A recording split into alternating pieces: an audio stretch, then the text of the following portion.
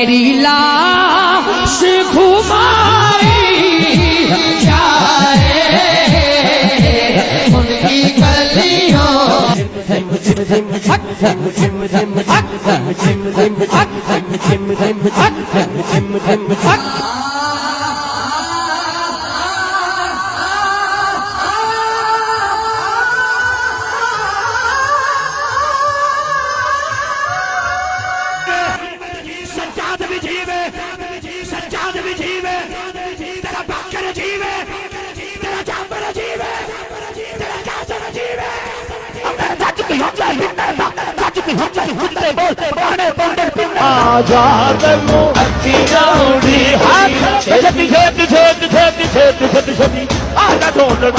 ہاتھ رکھ کر مجھے بتائیں آپ کو یہ کسی بھی زاویے سے نعت لگتی ہے یا اس ادب کی کوئی ایک بھی جھلک نظر آئی جو شایان شان مصطفیٰ نام نامی اسم گرامی صلی اللہ علیہ وآلہ وسلم کو ادا کرتے ہوئے ہونی چاہیے؟ وہ جن کا مقام یہ ہے کہ اتنے بڑے جلیل القدر صحابی ہیں جنہوں نے زندگیاں حضور کے نام وقف کر دی، گھر بار لٹا دیے، لیکن اللہ ان کو بھی حکم دے رہا ہے، قرآن بنا دیا جن کا ادب کہ خبردار میرے محبوب کی آواز سے اونچی آوازیں آپ کی نہ ہو، ورنہ ایمان ضائع ہو جائے گا اور آپ کو خبر بھی نہ ہو۔ یاد رکھیں نعت لکھنا تلوار پہ چلنے کے مترادف ہے۔ ہمارے صوفیاء بزرگ نے ہمیشہ یہی کہا کہ نعت کے معاملے میں ذرا سی کوتاہی آپ کو ایمان سے خارج کر سکتی ہے۔ جب اتنے بڑے صحابیوں کو اللہ حکم دے رہا ہے کہ ادب کو ملحوظ خاطر رکھا جائے، تو کیا ہم نعت لکھتے ہوئے یا اتنی بے باکی سے بھری بزم میں یوں ایسے پکار سکتے ہیں، کیسے انداز اپنا سکتے ہیں؟ کسی علاقے کے چودھری، ایس ایچ او یا ڈی پی او کے آپ آفس میں پیش ہو جائیں نا، تو آپ یوں ہاتھ باندھ کے اپنے بٹن بند کر کے کھڑے ہوتے ہیں اور پورا سر سے لے کے پاؤں تک ادب کے زاویے میں ہوتے ہیں، اور یہاں تو ذکر تاجدار انبیاء کا ہے۔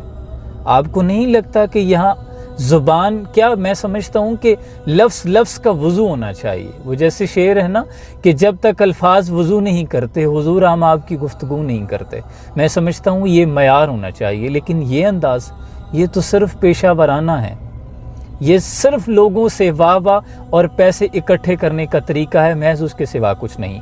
بڑی معذرت کے ساتھ میں بھی چاہتا ہوں کہ حضور کی نعت کی محافل ہونی چاہیے، میں بھی انعقاد کرتا ہوں، لیکن آپ سے یہ گزارش کروں گا خدا را ایسے لوگوں کو بلانے کی بجائے خود بیٹھیں، اپنے بچوں کو ساتھ لے کے، میاں بیوی بیٹھیں، والدین کو ساتھ لے کے بیٹھیں، خود اپنے بچوں کو کہیں کہ آپ نعت پڑھیں، درود پاک کی محافل کیا کریں، جتنا درود پڑھ سکتے ہیں پڑھا کریں، لیکن ایسے لوگوں، پیشہ ورانہ لوگوں سے بچیں۔ میری ان سے کوئی ذاتی رنجش نہیں، لیکن یہاں بات حضور کی عزت اور ناموس کی ہے۔ ادب پہلا کرینہ ہے محبت کے کرینوں میں۔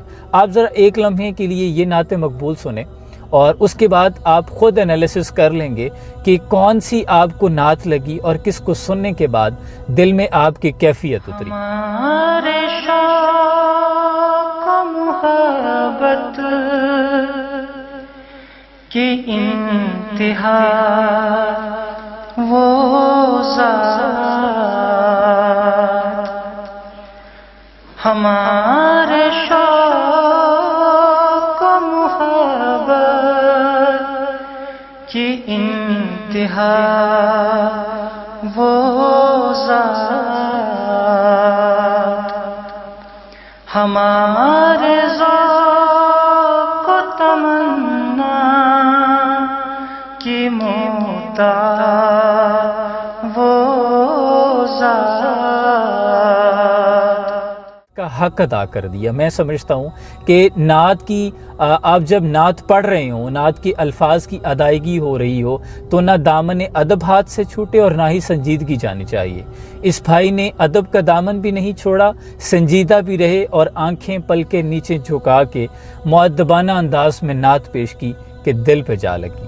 یہ ہوتا ہے انداز، اور ایسی ہوتی ہے نعت رسول مقبول صلی اللہ علیہ وآلہ وسلم، جس کو سننے کے بعد دل میں تازگی اتر آئے، حضور کی یاد آنے لگے، آپ سے والہانہ محبت ہونے لگے، عبادات سے پیار ہونے لگے، اور دل کرے کہ میں بھی اسی سانچے میں ڈھال جاؤں جو حضور چاہتے ہیں۔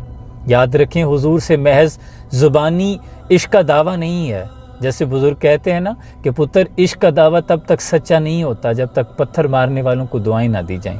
تو محبوب سے جب لو لگ جاتی ہے نا تو پھر اپنا آپ تو ختم ہو جاتا ہے. جیسے صوفی شاعر نے کہا نا کہ رانجھا رانجھا کر دی وے میں آپ پہ رانجھا ہوئی, سدونی میں نتی دو رانجھا ہیر نہ آکھے کوئی.